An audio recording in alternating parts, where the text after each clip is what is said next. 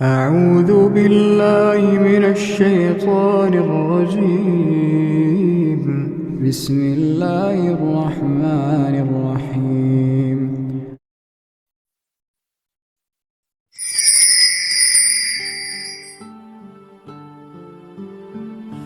Taxi روانہ ہوئی اور چکنی سڑک پر پھسلتی ہوئی اپنی منزل کی طرف بڑھنے لگی۔ گاڑی کے اندر خاموشی چھائی ہوئی تھی۔ عبداللہ غور سے ارد گرد کے مناظر دیکھ رہا تھا۔ اس کی آنکھوں میں تجسس تھا۔ اندلس آنا ہمیشہ سے اس کا خواب تھا۔ مسلمانوں کی عظمت رفتہ کا امین، یہ ملک جہاں سے مسلمان حرف غلط کی طرح مٹا دیے گئے، اپنے اندر عبرت اور تاریخ کی بہت سی داستانیں سمیٹے ہوئے تھا۔ سب سے بڑی عبرت جو عبداللہ کو نظر آئی وہ یہ تھی کہ وہ ملک جہاں 800 برس تک مسلمانوں نے حکومت کی، جہاں کے مسلمانوں نے یورپ کے اندھیروں کو علم کی روشنی سے روشناس کرایا، آج وہاں اسلام کی ایک رمق اور مسلمانوں کے ماضی کی کوئی جھلک باقی نہ تھی، سوائے ان چند آثار کے جو مسلمانوں نے اپنے عروج کے زمانے میں یہاں چھوڑے تھے۔ وہ اپنے غور و فکر میں یہ بات بھولا ہوا تھا کہ ٹیکسی کی پچھلی نشست پر اس کے ساتھ داؤد بھی بیٹھا ہوا ہے۔ صبح کے سیشن کے بعد عبداللہ فارغ ہو کر لابی میں آ گیا جہاں اسے داؤد مل گیا تھا۔ پھر ایک ٹیکسی لے کر وہ الحمرا کی سمت چل پڑے۔ داؤد عبداللہ کا انہماک دیکھ کر خاموش تھا۔ آخرکار عبداللہ نے اس سے خود ہی سوال کیا، اسپین میں اب کتنے مسلمان ہیں؟ تقریباً 10 لاکھ کے قریب ہیں۔ 10 لاکھ؟ عبداللہ کے لہجے میں حیرت تھی۔ ہاں، مگر یہ زیادہ تر باہر سے بطور مہاجر آنے والے مسلمان ہیں، کچھ نو مسلم بھی ہیں۔ اسلام نے یہاں دوبارہ جنم لیا ہے۔ ہاں، ہم پیدائشی مسلمان اسلام کے قدردان نہیں، مگر غیر مسلموں میں سے کتنے لوگ ہیں جن کی پیاس سوائے اسلام کی فطری تعلیمات کے کوئی نہیں بجھا سکتا۔ ویسے آپ کا تعلق اسپین سے تو نہیں لگتا؟ عبداللہ کا اشارہ داؤد کی گوری رنگت کی طرف تھا جو صدیوں تک عرب خون کی آمیزش سے گندمی ہو جانے والی اسپینی رنگت سے کافی مختلف تھی۔ میرا تعلق اسپین سے نہیں ہے، میں برطانوی شہری ہوں۔ میرے آباء و اجداد کا تعلق اسپین سے تھا، خاص اسی جگہ یعنی غرناطہ سے۔ جب شاہ فرنینڈس اور ملکہ ایزابیلا کی مشترکہ فوجوں نے غرناطہ کے آخری امیر عبداللہ کو شکست دی اور غیر مسیحی لوگوں پر ظلم و ستم، ان کے قتل عام، بالجبر ان کا مذہب تبدیل کرانے اور ان کو دیس نکالا دینے کا عمل شروع ہوا، تو مسلمانوں کے ساتھ یہود بھی صد میں آ گئے۔ میرے آباء و اجداد بھی جان اور مذہب بچا کر یہاں سے بمشکل فرار ہوئے۔ اچھا، عبداللہ نے جو خود بھی تاریخ پر گہری نظر رکھتا تھا سر ہلاتے ہوئے کہا۔ داؤد بولتا رہا۔ اس زمانے کے مشہور امیر البحر خیر الدین باربروسا نے ان کی جان بچائی تھی۔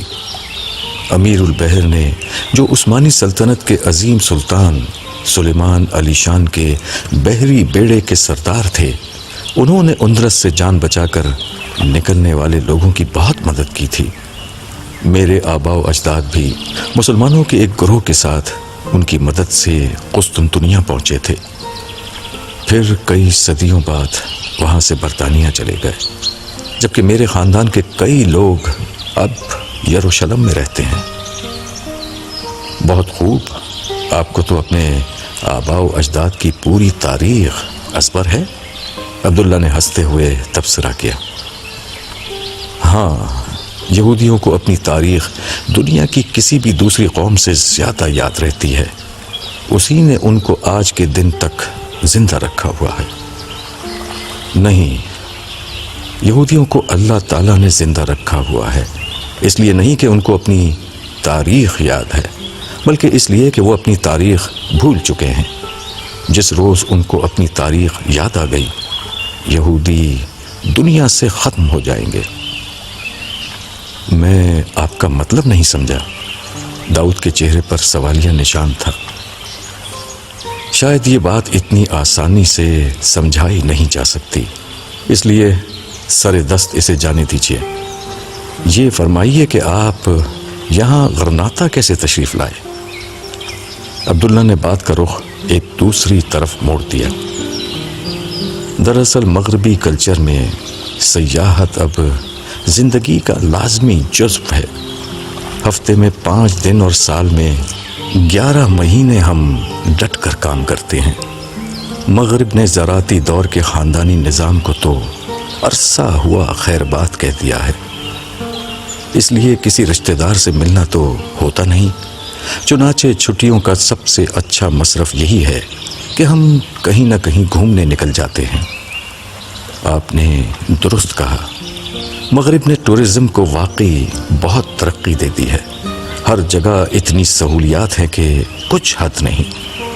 عربی کا مقولہ ہے کہ سفر کرنا جہنم میں جانے کے مترادف ہے، مگر مغرب نے ہر پہلو سے سفر کو اتنا باسہولت بلکہ پرتعیش بنا دیا ہے کہ اب یہ ایک مکمل تفریح میں تبدیل ہو گیا ہے۔ میں تو اکثر یہ سوچتا ہوں کہ مغرب کا انسانیت پر سب سے بڑا احسان یہ ہے کہ اس نے آنے والی آخرت کی دنیا اور اس کی نعمتوں کا بھرپور تعارف ہم سے کرا دیا ہے۔ آج انسانی تاریخ میں یہ پہلی دفعہ ممکن ہوا ہے کہ ایک عام آدمی آنے والی اس جنت کا تصور کر سکے جو اللہ تعالیٰ اپنے بندوں کے لیے تیار کر رہے ہیں۔ جی آپ درست کہتے ہیں، داؤد نے اس کی تائید کی۔ عبداللہ نے سلسلہ کلام جاری رکھا۔ آج ہم اپنی مرضی سے موسم کنٹرول کرتے ہیں۔ سخت سردی میں ہیٹر اور گیزر جیسی نعمتوں نے جاڑے کی اذیت کو راحت میں اور ایئر کنڈیشن نے گرمی کی مشقت کو خوشگوار ٹھنڈک میں بدل دیا ہے۔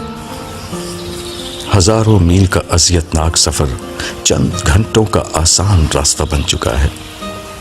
دنیا کے ایک بر اعظم میں بیٹھ کر دوسرے بر اعظم میں موجود شخص سے رابطہ کرنا چٹکی بجانے جیسا کام ہو چکا ہے۔ ان جیسی ان گنت چیزوں نے جنت کا ابتدائی تعارف کرا دیا ہے۔ جنت اسی زندگی کی کامل ترین شکل ہوگی۔ عبداللہ دور جدید کی ان نعمتوں کو گنوا رہا تھا جس سے استفادہ تو سب لوگ کرتے ہیں، مگر شکر کرنے کے بجائے غفلت میں رہتے ہیں۔ مگر پھر بھی آج کا انسان خوش نہیں۔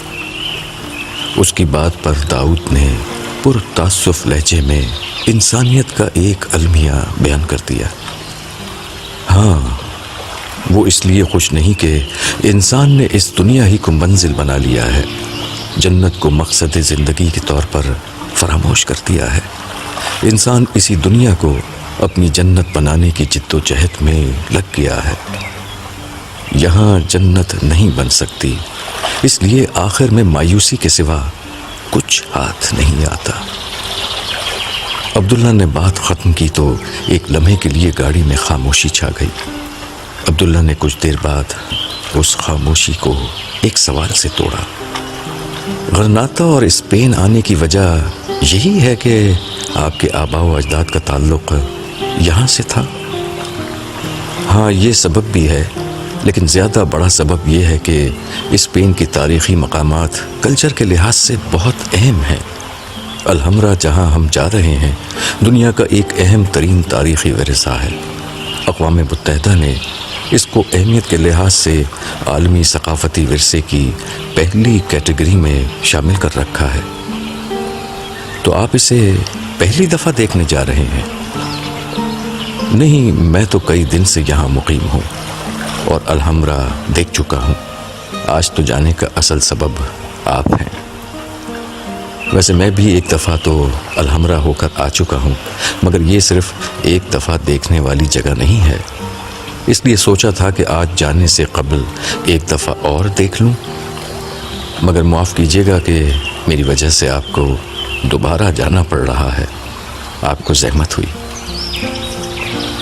نہیں، ایسا بالکل نہیں ہے۔ جیسا کہ میں نے آپ کو بتایا تھا کہ میں خود ایک آرکیولوجسٹ ہوں۔ قدیم آثار سے مجھے عشق ہے، اس لیے مجھے کوئی زحمت نہیں ہوئی، بلکہ خوشی ہو رہی ہے کہ ایک مسلمان اسکالر کے ساتھ کچھ وقت ایک تاریخی جگہ پر گزرے گا۔ شاید اس جگہ کوئی نیا پہلو سامنے آ جائے۔ چلیے، یہ تو اچھی بات ہے، مگر ابھی تک آپ نے یہ نہیں فرمایا کہ آپ مجھ سے ملاقات کے خواہش مند کیوں تھے، بلکہ میں تو یہ بھی جاننا چاہوں گا کہ آپ نے اسلام کس طرح قبول کیا۔ میرا قبول اسلام تو ایک لمبی کہانی ہے۔ ہاں، آپ سے مل کر میں کچھ پوچھنا چاہتا تھا۔ دراصل میں آپ ہی کے ہوٹل میں ٹھہرا ہوا تھا۔ اتفاق سے لابی کے نوٹس بورڈ پر اس کانفرنس کی تفصیل پڑھی۔ مجھے مذہب سے کوئی زیادہ دلچسپی کبھی نہیں رہی، لیکن تبدیلی مذہب کے عمل سے گزرنے کے بعد اب یہ میری دلچسپی کا موضوع ہے۔ وہاں داخلہ عام تھا اور میں فارغ تھا، لہذا سوچا کہ دیکھ لوں کیا ہو رہا ہے۔ اتفاق سے میں وہاں پہنچا تو آپ کی تقریر سننے کا موقع ملا۔ آپ نے اسلام کا تعارف بہت اچھے طریقے سے کرایا اور بہت سی غلط فہمیوں کا ازالہ کیا، مگر میرے کچھ ذاتی سوال تھے جن کا جواب آپ کی تقریر میں نہیں تھا۔ چنانچہ میں نے سوچا کہ مجھے آپ سے بات کرنی چاہیے۔ فرمائیے، کیا سوال ہے آپ کے ذہن میں؟ ٹیکسی ایک بلند ہوتی ہوئی سڑک پر مختلف موڑ کاٹتی ہوئی اپنی منزل کے قریب پہنچ رہی تھی۔ داؤد نے باہر نظر ڈالتے ہوئے جواب دیا، جی میں ضرور بتاؤں گا، مگر اس وقت ہم اپنی منزل الحمرا پہنچ چکے ہیں۔ آئیے ان چیزوں پر یہیں چل کر کچھ گفتگو ہوگی۔ داؤد کے توجہ دلانے پر عبداللہ نے دیکھا کہ اونچے اونچے درختوں کے درمیان مسلسل بلندی کی طرف چڑھتی ہوئی سڑک جبل سبیقہ پر واقع الحمرا کے قریب پہنچ رہی تھی۔ الحمرا کی سرخ فصیل اپنے مہمانوں کو سر اٹھائے خوش آمدید کہہ رہی تھی۔ سیرانوڈا پہاڑ کے پس منظر میں جبل سبیقہ پر تعمیر شدہ الحمرا صدیوں سے حالات کے ستم کا مقابلہ کر رہا تھا۔ اس کی خوبصورتی کو اگرچہ گہن لگ چکا تھا، مگر آج بھی اس کا جمال اور کمال دنیا بھر سے لاکھوں سیاحوں اور مداحوں کو اپنی دید کی دعوت دیتا تھا۔ ایسے ہی دو مداح اس کی جانب کھینچے چلے آ رہے تھے۔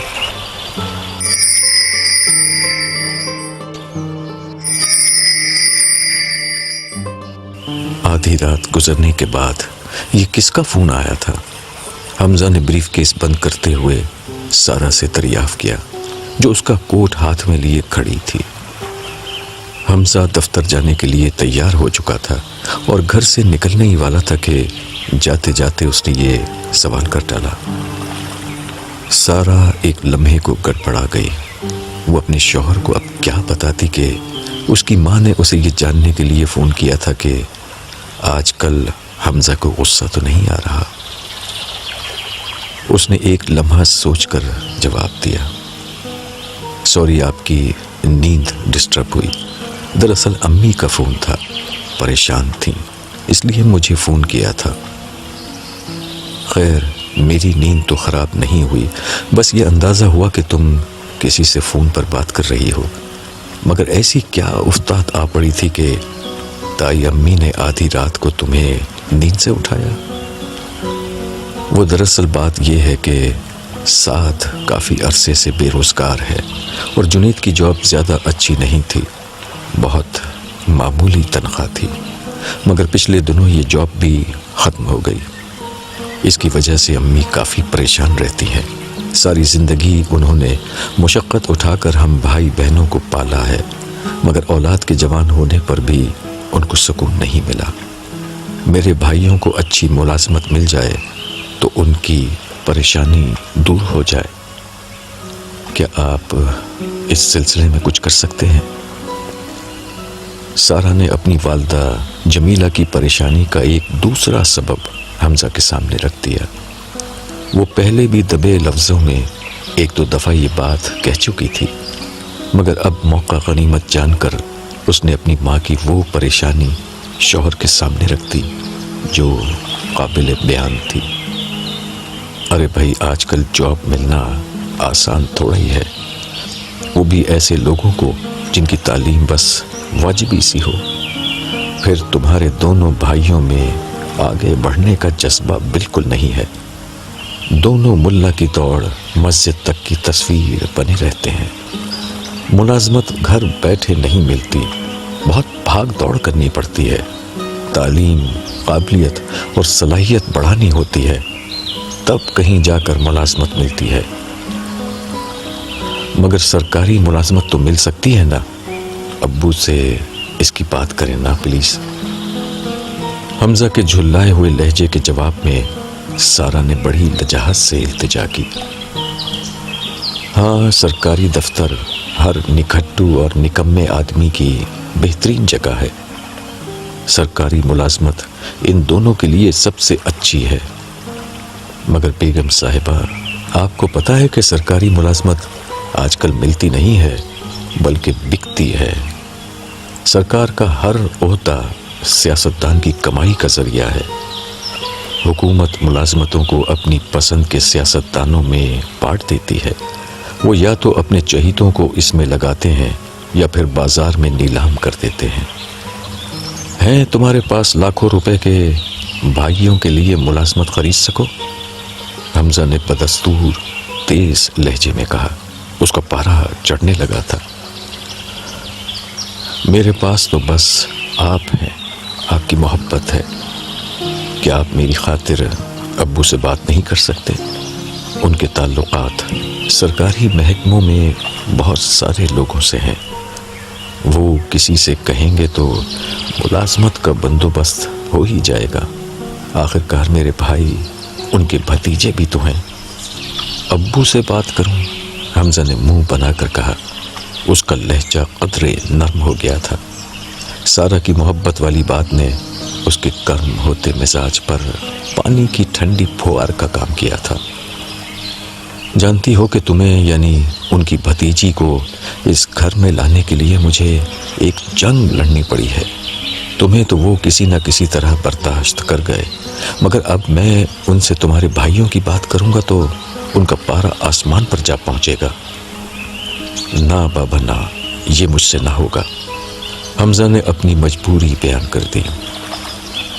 چلیں جیسے آپ کی مرضی، سارہ نے یہ کہا، مگر اس کی آواز روحان سی ہو رہی تھی۔ اس نے سر جھکا کر وہ کوٹ حمزہ کی طرف بڑھا دیا جو بہت دیر سے وہ ہاتھوں میں لیے کھڑی تھی۔ حمزہ نے کوٹ پہنتے ہوئے خاموش کھڑی سارہ کو غور سے دیکھا۔ اس کی بڑی بڑی سیاہ آنکھیں حمزہ کو بہت اچھی لگتی تھیں۔ ان آنکھوں میں اس وقت آنسوؤں کے قطرے جھلملا رہے تھے۔ اسے اپنی بیوی سے بہت محبت تھی، وہ کوئی غلط مطالبہ نہیں کر رہی تھی۔ اس نے اپنے خاندان کی مجبوری اور ضرورت بیان کی تھی۔ حمزہ نے کوٹ پہنا اور نرمی سے اس کے کندھے پر ہاتھ رکھ کر کہا، اچھا تم اداس مت ہو، میں ابو سے بات کروں گا۔ سارہ کا چہرہ کھل اٹھا۔ حمزہ نے بریف کیس اٹھایا اور کمرے سے باہر نکل گیا۔ نئے ماڈل کی لگژری گاڑی وسیع و عریض بنگلے سے نکلی۔ سیکیورٹی گارڈ نے دروازہ بند کیا اور گاڑی آگے بڑھتی چلی گئی۔ گاڑی کی پچھلی نشست پر حمزہ اپنے والد شفقت کے ہمراہ دراز تھا۔ گاڑی ڈرائیور چلا رہا تھا۔ تیزی سے دوڑتی گاڑی کے اندر باہر کا شور معدوم تھا، صرف تیزی سے ٹھنڈی ہوا پھینکتے ہوئے ایئر کنڈیشنر کی آواز تھی یا پھر ایئر فریشنر کی وہ خوشبو جس نے گاڑی کی اندرونی فضا کو معطر کر رکھا تھا۔ ڈرائیور کے ساتھ اگلی نشست پر سیکیورٹی گارڈ اپنی بندوق لیے مستعد بیٹھا تھا۔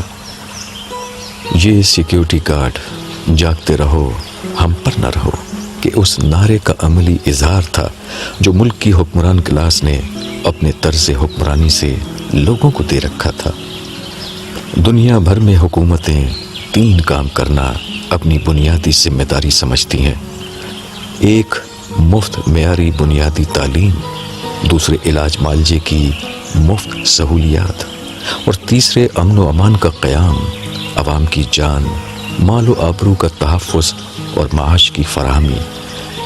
اس ملک کی سیاسی لیڈرشپ نے 3 دوسرے کام اپنے لیے پسند کیے ہیں: ایک، اقتدار سے کس طرح چمٹے رہنا ہے، دوسرے، اقتدار میں رہ کر پیسہ کس طرح کمانا ہے، تیسرے، اس پیسے کو ملک سے باہر کس طرح محفوظ طریقے سے انویسٹ کرنا ہے۔ ظاہر ہے کہ یہ آخری 3 کام اگر ترجیح پر ہوں تو پہلے 3 کام نہیں کیے جا سکتے۔ قوم کا یہی مرثیہ یہ سیکیورٹی گارڈ اپنی خاموش زبان میں پڑھ رہا تھا۔ گاڑی میں کچھ دیر خاموشی طاری رہی، پھر شفقت نے حمزہ سے کہا، بیٹا شام میں میری کچھ اہم لوگوں کے ساتھ میٹنگ ہے، وہ جو ہائی وے کی سڑک والا ٹھیکہ تھا اس کی فائنل بات کرنی ہے۔ معاملہ کہاں تک پہنچا؟ حمزہ نے دریافت کیا۔ ان لوگوں نے منہ بہت پھاڑ لیا ہے۔ پہلے کروڑوں کے ٹھیکوں میں لاکھوں دیے جاتے تھے، مگر اب تو حال یہ ہے کہ کروڑوں کے ٹھیکے میں کروڑوں ہی مانگتے ہیں۔ کہتے ہیں کہ اب اوپر سے نیچے تک ہر شخص براہ راست حصے دار ہوتا ہے۔ جانے دیجیے ابو، اس ملک میں جینے کا یہی طریقہ ہے۔ ہم کو تو پھر بھی کئی کروڑ بچ جائیں گے۔ ہم نے کون سا متعین معیار کے مطابق کام کرنا ہے؟ حمزہ نے آگے بیٹھے لوگوں کا خیال کر کے یہ جملہ انگریزی میں ادا کیا تھا، مگر یہ سن کر شفقت صاحب بھڑک اٹھے۔ یہ کیا بات کر رہے ہو تم؟ ہم کام کرتے ہیں، محنت کرتے ہیں، یہ لوگ تو صرف قلم ہلانے اور اختیار استعمال کرنے کے کروڑوں لے لیتے ہیں۔ ابو کیا کریں؟ اس ملک کی سیاسی ایلیٹ جاگیردار ہے۔ جاگیردار خود کچھ نہیں کرتا، اس کے مزارع فصل اگاتے ہیں اور وہ گھر بیٹھے ایک حصہ لے لیتا ہے۔ یہی لوگ جب منتخب ہو کر اقتدار میں آتے ہیں تو حکومت بھی اسی طریقے سے چلاتے ہیں۔ ہاں کیا کریں، جیسی روح ویسے فرشتے۔ جب دودھ زہریلا ہو تو مکھن بھی ویسا ہی نکلے گا۔ جب عوام ہی ایسے ہیں اور خوشی خوشی ایسے لوگوں کو منتخب کرتے ہیں تو پھر یہی ہوگا۔ آپ کی بات ٹھیک ہے، یہاں کے عوام بھی کوئی دودھ کے دھلے نہیں، مگر آپ کی یہ بات ٹھیک نہیں کہ وہ ان لوگوں کو خوشی خوشی منتخب کرتے ہیں۔ عوام اگر کبھی اپنی تقدیر بدلنا چاہیں بھی تو یہ لوگ نہیں بدلنے دیں گے۔ دنیا نے بائیو میٹرک سسٹم لا کر دھاندلی کا راستہ ہمیشہ کے لیے بند کر دیا، مگر میری بات آپ لکھ لیں، یہ حکمران ایلیٹ کلاس کبھی اس ملک میں اسکینر کے ذریعے سے ووٹنگ اور بائیو میٹرک سسٹم نہیں آنے دیں گے۔ یہ ان کے لیے خودکشی کے مترادف ہوگا۔ بائیو میٹرک سسٹم سے کیا فرق پڑے گا؟ اس سے ہر قسم کی دھاندلی کا راستہ رک جائے گا۔ اس کے بعد ہر شخص بیلٹ پیپر پر انگوٹھے کا نشان لگانے کے بجائے اسکینر پر انگوٹھے کا نشان لگا کر ووٹ ڈالے گا۔ اگر یہ نشان اس کے شناختی کارڈ کے مطابق ہے تو ہی اس کا ووٹ ڈلے گا، جس کے بعد کوئی شخص نہ کسی دوسرے کی جگہ ووٹ ڈال سکے گا، نہ کسی شخص کے لیے ایک سے زیادہ ووٹ ڈالنا ممکن ہوگا۔ نہ جعلی ٹھپے لگیں گے، نہ طاقتور لوگ زبردستی منتخب ہوں گے۔ اس کے بعد عوام اس قابل ہو جائیں گے کہ وہ جس کو چاہیں اپنی مرضی سے اقتدار میں لائیں اور جس کو چاہیں اقتدار سے ہٹا دیں۔ یوں حکمرانوں کو خوف ہوگا کہ انہوں نے کام نہیں کیا تو اگلے الیکشن میں ہار جائیں گے۔ ابھی تو یہ لوگ طاقت اور پیسے کے بل بوتے پر بار بار منتخب ہوتے چلے جاتے ہیں۔ ہاں پھر تو یہ ان کی خودکشی ہوگی، اور یہ لوگ یہ خودکشی کبھی نہیں کریں گے۔ یہ لوگ انتخابی اصلاحات کے نام پر ایک لالی پاپ لوگوں کو پکڑا دیں گے اور کچھ نہیں ہوگا۔ ہمیں ایسے ہی جینا ہوگا۔ شاید آپ ٹھیک کہہ رہے ہیں۔ حمزہ ایک لمحے کو رکا اور جھجکتے ہوئے کہا، ابو مجھے ایک ضروری بات کرنی تھی آپ سے۔ وہ دراصل سارا آج کافی پریشان تھی۔ دراصل پریشانی تو تائی امی کی تھی۔ جنید اور سعد کی جاب کا مسئلہ ہے۔ اگر آپ اسمبلی کے کسی ممبر، کسی سرکاری افسر سے بات کر لیں تو ان کے لیے کچھ ہو سکتا ہے۔ تمہارا دماغ خراب ہوا ہے۔ مجھے اور کوئی کام نہیں کہ ان نکھٹو لڑکوں کی ملازمت کی بات کرتا پھروں۔ پہلے تمہاری وجہ سے ہمیں سارا کے معاملے میں ہاں کہنی پڑی ہے۔ تمہاری ماں نے نہ جانے کتنے بڑے خاندانوں کی لڑکیاں دیکھ رکھی تھیں، مگر تمہارے سر پر سارا کا بھوت سوار ہو گیا۔ میرا بھی دل پسیج گیا کہ چلو بھتیجی ہے، مگر اب تمہاری بات سن کر لگتا ہے کہ تمہاری ماں کا کہنا درست تھا۔ وہ اپنے ساتھ اپنے خاندان کے سارے مسائل اس گھر میں لے کر آئی ہے۔ شفقت ناراضی کے عالم میں بول رہے تھے، اور ادھر ڈرائیور اور گارڈ کی موجودگی کا خیال کر کے حمزہ کا یہ عالم تھا کہ کاٹو تو بدن میں لہو نہیں۔ اس نے باپ سے انگریزی میں کہا، ابو آپ کو بات نہیں کرنا تو نہ کریں، ان لوگوں کے سامنے پلیز خاموش ہو جائیں۔